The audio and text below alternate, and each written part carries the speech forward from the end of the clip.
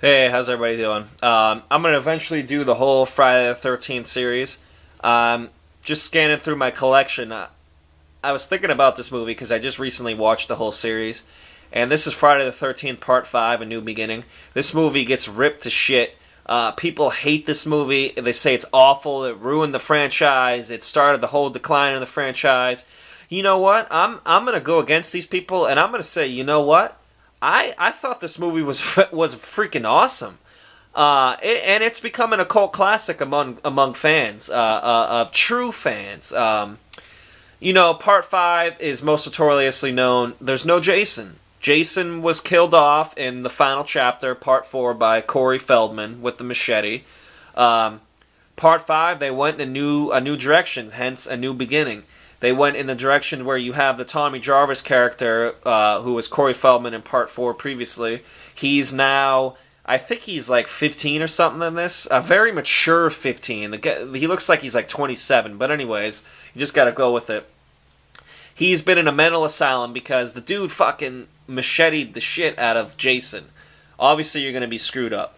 So he's been at a mental hospital for a couple years, and now he's transitioning into a halfway house, which is the setup of the movie. He's still having visions of Jason. He can't really seem to shake Jason, so he goes to this halfway house, and it's just a group of awesome characters. I mean, you have your dopey girl, you have your guy and your girl who just run off and have sex a lot. You have your backwoods fucking hee-haw people who live next door who are constantly causing trouble. You have the one kid, Reggie the Reckless. His grandfather is the cook at the halfway house, and he's always hanging around. You have obviously the counselors, and you have the really goth girl, the Madonna wannabe lookalike. It's just like the horror cliches all in one place in this halfway house. And let's add in that they're fucked up.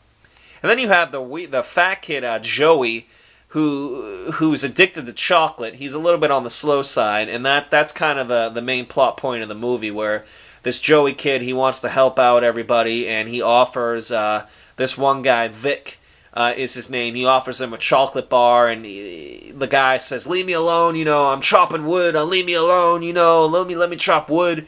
And the Joey kid, just won't let up on that chocolate bar, man. He needed somebody to have that chocolate bar with him. And the Vic guy goes crazy, and he goes, "Leave me alone," and he hits him with the axe, and he chops him up in front of everybody in broad daylight. Why a mentally unstable young adult male would have a axe chopping wood is beyond me, but anyways, he kills Joey all over the chocolate bar, and the paramedics come, and after that, the murders continue to happen. Is it Vic? Did he escape prison? Who the hell is it? It's a whodunit Jason flick without Jason. Yeah, there you go. If that makes sense.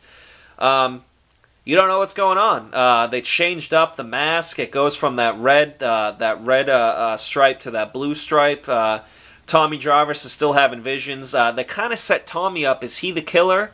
We don't know. He's disappearing during the scenes. We don't know what's going on here. What's going on? There's a great scene that will stick with you forever after you watch this, where I forget the guy's name, but he's been in a lot of flicks, most notably Return of the Jedi, yeah, right. Return of the Living Dead. He was also in that. He was in this. He plays Reggie the Reckless's. Remember the little kid whose grandfather works at the halfway house? He plays his older brother. And there's a scene where Reggie and Tommy go and visit him and his girlfriend. He lives in a Winnebago, in this dumpy trailer park. And anyways, there's a scene where he goes into an outhouse, and his girlfriend apparently thinks, hey, he's taking a big dump because he had some filling enchiladas. And he's got explosive diarrhea, but you know what? I'm going to go to the outhouse and I'm going to sing to him, and we're going to have a nice moment. So he's in the outhouse, he's taking a big dump, explosive diarrhea, the whole nine, and they just start singing this song, and he's in there, and he goes, ooh, baby, ooh, baby, ooh, baby, ooh, baby, ooh, baby. I mean, why not say ooh, baby 100 times while you're taking a dump? and he gets killed. Jason, whoever's doing the killing, comes in and kills him in the outhouse. It's just it's just a funny fucking scene. It's so like, what the hell is going on here? Why is this guy singing while he's taking a dump? That was a great part that I know I'll never forget. So, I mean, at the end of the flick, we realized that the killer was one of the paramedics who came to pick up Joey. The paramedic was Joey's estranged dad. Apparently, this fat Joey kid that likes chocolate never knew his dad. That's why he's in a halfway house.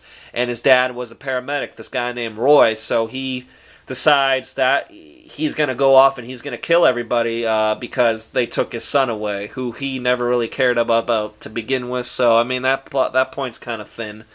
But this movie is the first movie to introduce the slow-walking killer, the slow-walking Jason, if you have it. Which, and let's forget parts 1, or not 1, he wasn't in 1, but 2, 3, and 4, Jason ran. He ran after people. This is the first one where he kind of stalked after them, which they picked up. So I'd like to attribute this film with causing Jason to become more of the slow, stalkerish guy who just follows you, as opposed to running. Yeah, I mean, Tommy has this hero moment where he ends up killing him and you discover what happened. You know, I like this movie because of the kills. There's a road flare in the head. There's Reggie the Reckless right there. There's clippers to the eyes, which is this girl who has a glorious rack on her, who gets the clippers to the eye there. There's another kill where the guy Roy ties a belt around a guy's head and tightens it behind a tree and causes his head to snap. Road flare in the mouth, which I mentioned. Kniving, macheteing. It's got some good kills. I mean, I like the kills in this movie. Of course they brought Jason back in part 6. Jason lives, but this. You got to take this for what it is. There's no Jason in it. You know that going in. It's a different approach, but I think ultimately it works.